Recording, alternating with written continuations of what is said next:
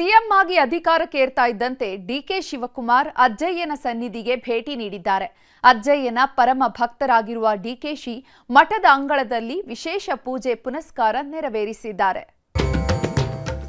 DK Shivakumar ರಾಜ್ಯದ ನೂತನ CM, Congress ಪಾಲಿನ ಕಟ್ಟಾಳು.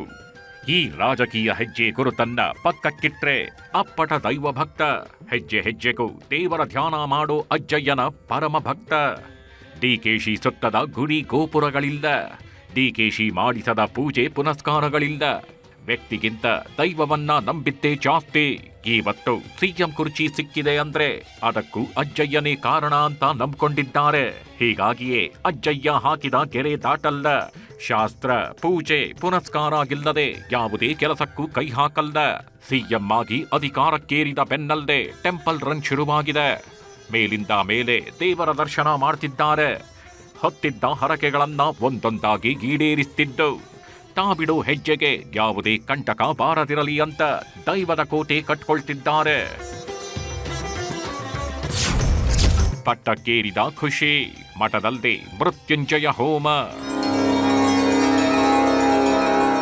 ಅಜ್ಜಯ್ಯನ ಮಠಕ್ಕೂ ಡಿಕೆಶಿಗೂ ಬರೋಬ್ಬರಿ 18 ವರ್ಷದ ನಂಟು. ಇಂದು ನಿನ್ನೆ ಶುರುವಾದ ಭಕ್ತಿಯ ಸಾರವಲ್ಲ. ಕಳೆದ 18 ವರ್ಷಗಳಿಂದ ಅಜ್ಜಯ್ಯನ ಮಠಕ್ಕೆ ನಡೆದುಕೊಳ್ತಿರೋ ಡಿಕೆಶಿ ಯಾವುದೇ ದೊಡ್ಡ ಹೆಜ್ಜೆ ಇಡಬೇಕಿದ್ರು ಮೊದಲು ಇಲ್ಲಿಗೆ ಬಂದೇ ಹೋಗೋದು. ಅಜ್ಜಯ್ಯನ ಮಾರ್ಗದರ್ಶನವಾದ ಬಳಿಕವಷ್ಟೇ ಮುಂದಿನ ಹೆಜ್ಜೆ ಗಿಡೋದು. ಡಿಕೆ ಶಿವಕುಮಾರ್ ಈ ಸನ್ನಿಧಿಗೆ ನಡೆದುಕೊಳ್ಳೋದಕ್ಕೆ ಶುರು ಮಾಡಿದ ಮೇಲೆ ಆಗಿದ್ದೆಲ್ಲವೂ ಒಳ್ಳೆಯದ್ದೇ. ಅಜ್ಜಯ್ಯನ ಆಶೀರ್ವಾದದಿಂದ ಒಂದೊಂದೇ ಹಂತಕ್ಕೇರ್ತಿದ್ದಾರೆ. ಕೆಪಿಸಿಸಿ ಪಟ್ಟಕ್ಕೇರಿದ ಸಂದರ್ಭದಲ್ಲೂ ಡಿಕೆಶಿ ಇದೇ ಅಜ್ಜಯ್ಯನ ಸನ್ನಿಧಿಗೆ ಬಂದು ಹೋಗಿದ್ರು. ಇಲ್ಲಿಗೆ ಬಂದು ಪೂಜೆ ಪುನಸ್ಕಾರ ಮಾಡಿದ ನಂತರವೇ ಅಧಿಕಾರ ಶುರು ಮಾಡ್ತಿದ್ರು. ಅಷ್ಟೇ ಯಾಕೆ 2023ರಲ್ಲಿ ಡಿಸಿಎಂ ಸ್ಥಾನ ಸಿಕ್ಕಾಗ್ಲೂ ಅಜ್ಜಯ್ಯ ಅಭಯ ಕೊಟ್ಟಿದ್ರಂತೆ. ಮುಂದೆ ಸಿಎಂ ಪಟ್ಟ ಸಿಕ್ಕೇ ಸಿಗತ್ತೆ ಅಂತ ಭವಿಷ್ಯ ನುಡಿದಿದ್ರಂತೆ. ಹೀಗಾಗಿಯೇ ಡಿಸಿಎಂ ಆಗಿದ್ದ ವೇಳೆ ಸಂಸಾರ ಸಮೇತ ಅಜ್ಜಯ್ಯನ ಮಠಕ್ಕೆ ಬಂದು ಪೂಜೆ ಸಲ್ಲಿಸಿದ್ರು. ತುಮಕೂರಿನ ನೊಣವಿನಕೆರೆ ಅಜ್ಜಯ್ಯನ ಸನ್ನಿಧಿ ಅಂದ್ರೆ ಡಿಕೆ ಪಾಲಿನ ಪರಮ ಪಾವನ ಕ್ಷೇತ್ರ. ಸಿಎಂ ಸ್ಥಾನ ಸಿಕ್ಕಾಗಲೂ ಅಜ್ಜಯ್ಯನನ್ನ ಮರೆತಿಲ್ಲ. ಪದಗ್ರಹಣ ಸಂದರ್ಭದಲ್ಲೂ ಅಜ್ಜಯ್ಯನನ್ನ ನೆನೆಯೋದು ಬಿಟ್ಟಿಲ್ಲ. ಪದಗ್ರಹಣದ ವೇದಿಕೆ ಮೇಲೆಗೆ ಅಜ್ಜಯ್ಯನ ಫೋಟೋಗಿಟ್ಕೊಂಡಿದ್ರು. ಅಷ್ಟೇ ಯಾಕೆ ಅಜ್ಜಯ್ಯನ ಮಠದ ಶ್ರೀಗಳು ವಿಧಾನಸೌಧಕ್ಕೆ ಬಂದು ಹೋದ್ಮೇಲೆಗೆ ಡಿಕೆ ಶಿವಕುಮಾರ್ ಎಂಟ್ರಿ ಕೊಟ್ಟಿದ್ರು. ಇದೀಗ ಅಜ್ಜಯ್ಯನ ಸನ್ನಿಧಿಗೆ ಡಿಕೆಶಿಯೇ ಹೋಗಿ ಬಂದಿದ್ದಾರೆ. ಸಿಎಂ ಆದ ಬಳಿಕ ಡಿಕೆಶಿ ಮೊದಲ ಬಾರಿ ಭೇಟಿ ನೀಡಿದ್ದು ವಿಶೇಷ ಪೂಜೆ ಸಲ್ಲಿಸಿದ್ದಾರೆ.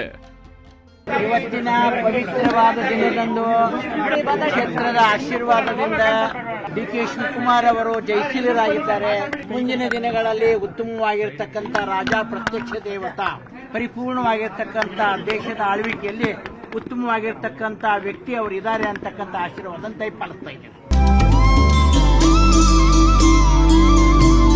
ಮೊದಲಿಗೆ ಮಲ್ಲಘಟ್ಟ ಕೆರೆಗೆ ಆಗಮಿಸಿದ ಮುಖ್ಯಮಂತ್ರಿ ಡಿಕೆ ಶಿವಕುಮಾರ್ ಕೆರೆಯ ಕಾಮಗಾರಿ ಪ್ರಗತಿಯನ್ನು ವೀಕ್ಷಿಸಿದ್ರು.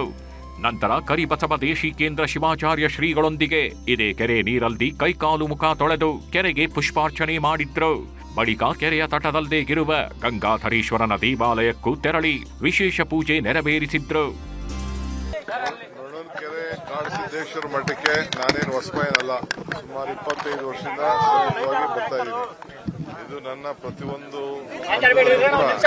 ಮಾರ್ಗದರ್ಶನವನ್ನು ಪಡ್ಕೊಂಡು ನನಗೆ ರಾಜ್ಯಕ್ಕೆ ಎಲ್ಲ ಒಳ್ಳೇದಾಗಲಿ ಅಂತೇಳಿ ಅನೇಕ ಸಂದರ್ಭದಲ್ಲಿ ಪ್ರಾರ್ಥನೆ ಮಾಡಿದ್ದೇನೆ. ಈಗೂ ಕೂಡ ಅದೇ ರೀತಿ ಒಬ್ಬ ಭಕ್ತನಾಗಿ ಬಂದಿದ್ದೇನೆ. Chief minister next point. So ಭಕ್ತನಿಗೂ ಭಗವಂತನಿಗೂ ಇರೋ ಸಂಬಂಧ ಒಳ್ಳೆ ಇದೆ.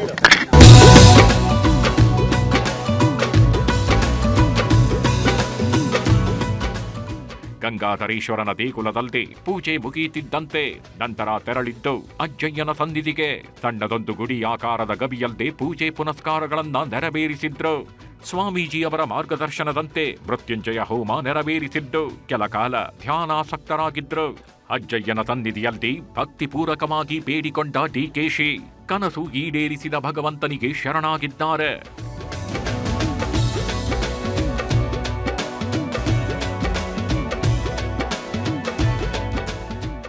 ಒಟ್ನಲ್ಲಿ ಅಜ್ಜಯ್ಯನ ಸನ್ನಿಧಿಯಲ್ಲಿ ಡಿಕೆಶಿ ಶಿರಬಾಗಿದ್ದು ಪಟ್ಟ ಕಟ್ಟಿದ ಭಗವಂತನಿಗೆ ನಮನ ಸಲ್ಲಿಸಿ ಬಂದಿದ್ದಾರೆ.